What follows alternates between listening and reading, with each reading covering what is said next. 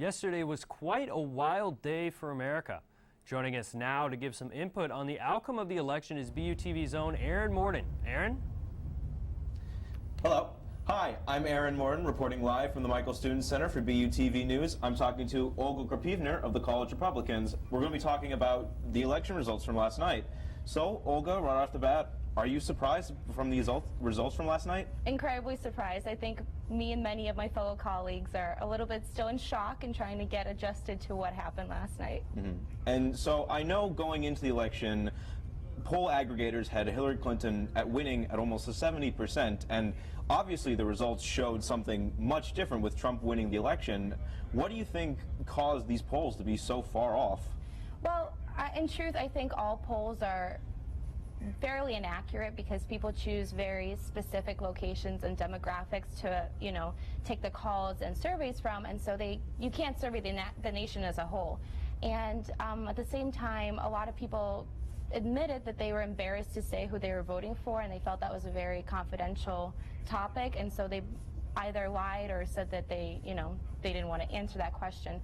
So I think the polls were just inaccurate due to, not the attempts that people had, because they had attempted valiantly to get the correct polls, but just the information that they were received. And at the same time, I think that a lot of people can say they're going to do something and go out and vote, but perhaps many people just didn't vote and they thought that based on the polls that things were going to be the way they wanted them to be. That goes off to the next question. Do you think that Hillary Clinton's commanding lead in the polls going into the election day influenced, how people voted on the day of the election?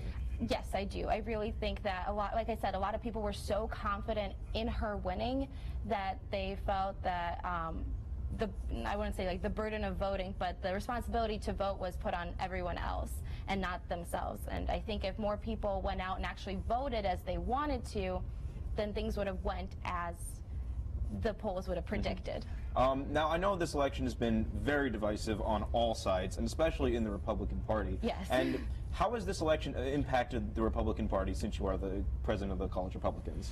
Well, I think that a lot of people are still, in shock and trying to figure out what is going on and how things are going to go. But I think that there was a divide in the primary, and that divide is just increasing with the win.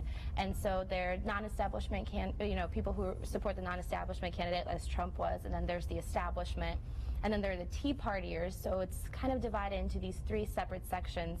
And now it's going to be on Donald Trump and on the leaders of the Republican Party to try to get everyone back on track. And now with the win, with the Republicans winning the majority in the Senate and the House, we're going to have to see how everyone can be corralled under one cause and not stay in their split sanctions. So where does the Republican Party go from here now that Trump has actually won? I think they need to, figure out what they want to do. They need to have a set of things they want to accomplish and stick to those and not derail from the message that they want to have. There's many voices, and while they're all great and everyone's opinion matters, there needs to be some central ideas that people follow to get actual work done and not just say, fancy words. Yep. Olga, thank you so much for talking with us tonight. Great having you on. Reporting live from the Michael Student Center, I'm Aaron Morden for BUTV News.